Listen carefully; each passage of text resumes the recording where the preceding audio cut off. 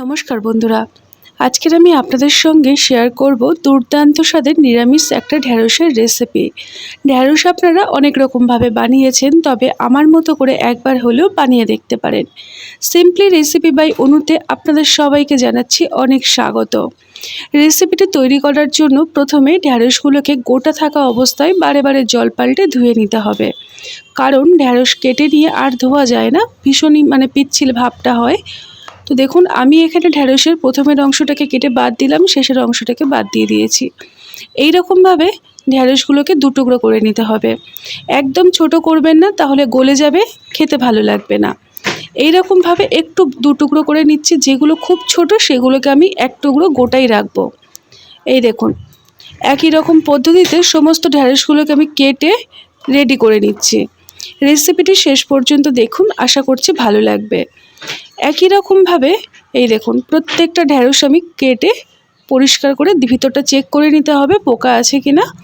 তারপরে দেখুন, আমি এখানে নিয়েছি একটা গোটা মিডিয়াম সাইজের আলুটাকে একটু পাতলা করে ছোট্ট করে কেটে নেব। ঢ্যাঁড়স দেখবেন অন্যান্য সবজির তুলনায় খুব তাড়াতাড়ি নরম হয়ে যায়, তো সেই জন্য আলুটাকেও একদম পাতলা পাতলা করে এই রকমভাবে কেটে নিতে হবে। এই দেখুন, এই রকমভাবে আমি কেটে রেডি করে নিচ্ছি। প্রত্যেকটা আলু একই রকমভাবে কেটে ধুয়ে পরিষ্কার করে নিয়ে একটা প্লেটে নিয়ে চলে এলাম। দেখুন, আজকে রেসিপিটি তৈরি করার জন্য ঢ্যাঁড়স এবং আলু একদম রেডি। এবারে একটা কড়াই আমি গ্যাসের উনানে বসিয়ে দিয়েছি। অল্প 2 চামচ পরিমাণে সর্ষের তেল ভালো করে গরম করে কড়ার চারিদিকটাই লাগিয়ে দিচ্ছি। তারপরে আমি এখানে দিয়ে দেব আগের থেকে কেটে পরিষ্কার করে রাখা ঢ্যাঁড়সগুলোকে প্রথমে আমি কোনো রকম লবণ হলুদ ছাড়াই তেলের মধ্যে একটু ভেজে নেব। তাহলে ঢ্যাঁড়সের মধ্যে যে একটা পিচ্ছিল ভাব থাকে ওটা কিন্তু অনেকটাই কমে যায়। কড়ার চারিদিকটাই এইভাবে ছড়িয়ে দিতে হবে। দিয়ে ঢাকনা দিয়ে মোটামুটি 2 থেকে 3 মিনিট কম আঁচে রেখে দেব। এতে করে ঢ্যাঁড়সটা দেখবেন আগের তুলনায় অনেকটাই নরম হবে আর একটু গায়ের মধ্যে কালার চলে আসবে। এই দেখুন, ঢাকনাটাকে খুলে খুব ভালো করে সমস্ত কিছু ঢ্যাঁড়সগুলোকে নাড়িয়ে চাড়িয়ে নেব। আজকের রেসিপিটি তৈরি করার জন্য ঢ্যাঁড়সগুলো আমার মোটামুটি ভাজা হয়ে গেছে। খুব একটা নরম এই সময় করতে হবে না, তাহলে কিন্তু দেখবেন রেসিপিটি কমপ্লিট হওয়ার আগেই ঢ্যাঁড়সগুলো একদম গলে দানাগুলো বেরিয়ে যাবে। এতে করে খেতে ভালো লাগবে না, দেখতেও কিন্তু ভালো লাগে না। আমি সমস্ত ঢ্যাঁড়সগুলোকে ভালোভাবে কড়াইয়ের থেকে তুলে দিচ্ছি। দেখুন, আপনাদেরকে আমি দেখিয়ে দিচ্ছি ঢ্যাঁড়সগুলো ঠিক এই রকমভাবে ভেজে নিতে হবে। এবারে ওই কড়াইয়ের মধ্যে আমি দিয়ে দেবো 2 চামচ পরিমাণে সর্ষের তেল। এই রান্নাটাতে খুব সামান্য পরিমাণে তেলের ব্যবহার হবে। এবারে আমি দিয়ে দিলাম 1/2 চামচ পরিমাণে 5 ফোড়ন আর 2টো শুকনো লঙ্কা। ফোড়নটাকে জাস্ট কিছুক্ষণ একটু ভাজা ভাজা করে নেব। তারপরেই এখানে দিয়ে দেব আগের থেকে কেটে ধুয়ে পরিষ্কার করে রাখা আলুটাকে চেষ্টা করবেন একটু নরম করে ভেজে নিতে। অল্প একটু লবণ দিয়ে ভাজবেন, তাহলে দেখবেন নরম হয়ে যাবে আর রান্নাটা বেশ ভালো গা মাখা তৈরি হবে। তো সেই কারণে আপনাদেরকে আমি বারে বারে বলছি আলুটাকে চেষ্টা করবেন নরম করে ভেজে নিতে। এবারে আমি কিছুক্ষণ আলুটাকে ঢাকনা দিয়ে রেখে দেব। এতে করে দেখবেন আলুটা নরমও হবে আর বেশ গায়ে কালার আসবে। এখন আমি এখানে দিয়ে দিলাম অল্প সামান্য পরিমাণে লবণটাকে দিয়ে আবারও খুব ভালো করে আলুর সাথে নাড়িয়ে চাড়িয়ে নেব। এখন আমি এটাকে ঢাকনা দিয়ে মোটামুটি 2 থেকে 3 মিনিট একদম কম আঁচে রেখে দেব। যতক্ষণে আলুটা ভাজা হচ্ছে আমি একটা বাটির মধ্যে অল্প একটু গরম জল নিয়েছি। জলের মধ্যে দিয়ে দিলাম 1/2 চামচ জিরে গুঁড়ো, 1/2 চামচ ধনিয়া গুঁড়ো, আর তার থেকেও কম হলুদ গুঁড়ো আর 1/2 চামচ লাল লঙ্কার গুঁড়ো। মশলাগুলোকে এই রকমভাবে গরম জলে গুলে রান্না করলে দেখবেন এর স্বাদটা বাটা মশলার মতো পাওয়া যায়।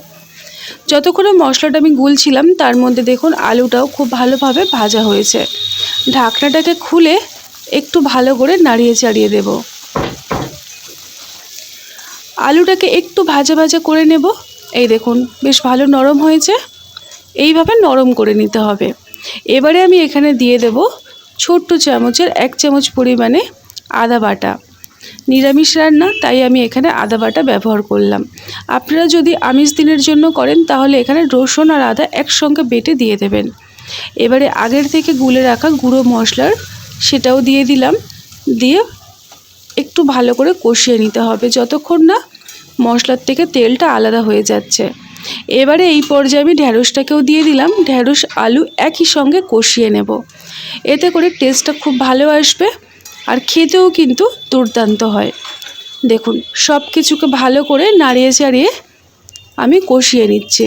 যখন দেখবেন কষাতে কষাতে তেলটা মশলার থেকে আলাদা হয়ে গেছে, আপনার খুন্তির গায়ে বা কড়ার গায়ে যেটা দিয়ে নাড়বেন দেখবেন তার গায়ে কিন্তু তেলটা লেগে যাচ্ছে, তাহলে বুঝতে পারবেন কষানোটা ভালো হয়েছে। আমি মোটামুটি 2 থেকে 3 মিনিট ঢাকনা দিয়ে রেখেছিলাম কম আঁচে। ঢাকনাটাকে খুলে আবারও খুব ভালো করে সমস্ত কিছু নাড়িয়ে চাড়িয়ে দেব। একটু খেয়াল রাখবেন যেন তলাতে লেগে না যায়। তো এখানে আমি ঢেঁড়স আর আলুটাকে ভালো করে কষিয়ে নিয়েছি। এবারে আমি দিয়ে দেবো এখানে প্রয়োজন মতো উষ্ণ গরম জল, তবে তার আগে দিয়ে দিলাম অল্প একটু চিনি। নিরামিষ রান্না, তাই আমি এখানে অল্প একটু চিনি ব্যবহার করলাম। এই চিনিটা দেওয়ার ফলে কালারটা ভালো আসবে আর দেখবেন রান্নার স্বাদটাও কিন্তু দুর্দান্ত আসে। এবারে এর মধ্যে দিয়ে দিতে হবে প্রয়োজন মতো উষ্ণ গরম জল। আপনারা চাইলে নর্মাল টেম্পারেচারের জল দিতে পারেন, তবে হাতের কাছে যদি গরম জল থাকে সেটা ব্যবহার করবেন। এবারে ভালো করে সমস্ত কিছু মশলা, ঢেঁড়স আলু ভালো করে নাড়িয়ে চাড়িয়ে একদম সেট করে নিলাম।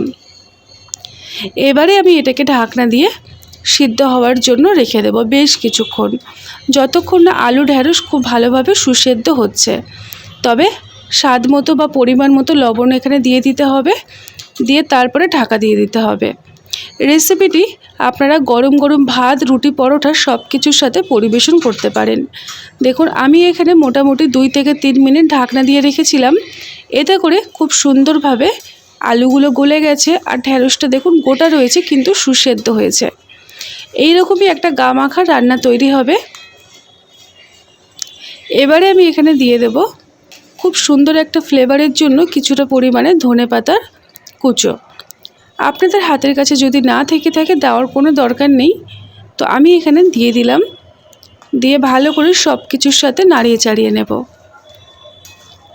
আজকের আমাদের সম্পূর্ণ নিরামিষ পদ্ধতিতে ঢেঁড়স আলুর তরকারি একদম তৈরি হয়ে গেছে বন্ধুরা। গরম গরম ভাত দিয়ে মেখে খেতে পারবেন, আর এই রকম একটা রেসিপি থাকলে মাছ মাংস খাওয়ার কথা মনই হবে না, এতটা টেস্টি খেতে হয়। এখন আমি এটাকে গরম গরম একটা পাত্রের মধ্যে পরিবেশন করে নিচ্ছি আর আপনাদেরকে দেখিয়ে দিচ্ছি কতটা সুন্দর দেখতে হয়েছে আর কতটা লোভনীয় হয়েছে। ঢেঁড়সের রং বা কালার একই রকমই থাকবে আর খেতেও কিন্তু দুর্দান্ত হয়। আজকের মতো এই পর্যন্ত। তার মধ্যে সবাই ভালো থাকবেন আর সুস্থ থাকবেন। যদি ভালো লাগে চ্যানেলটিকে সাবস্ক্রাইব করে নিতে পারেন।